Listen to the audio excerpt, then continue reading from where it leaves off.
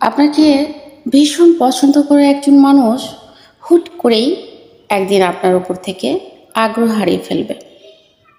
সেদিন খুব বেশি অবাক হইয়েন না, কারণও জিজ্ঞেস করবেন না। কারণ বেশিরভাগ সময়ে তাদের বিশেষ কোনো কারণ থাকে না, আর থাকলেও সেটা আপনার মনোভূত হবে না।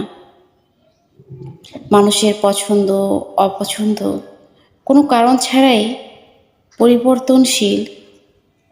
মেনে নিতে পারলেই জীবন সুন্দর, মেনে নিতে না পারলে কষ্টের কোনো শেষ নেই।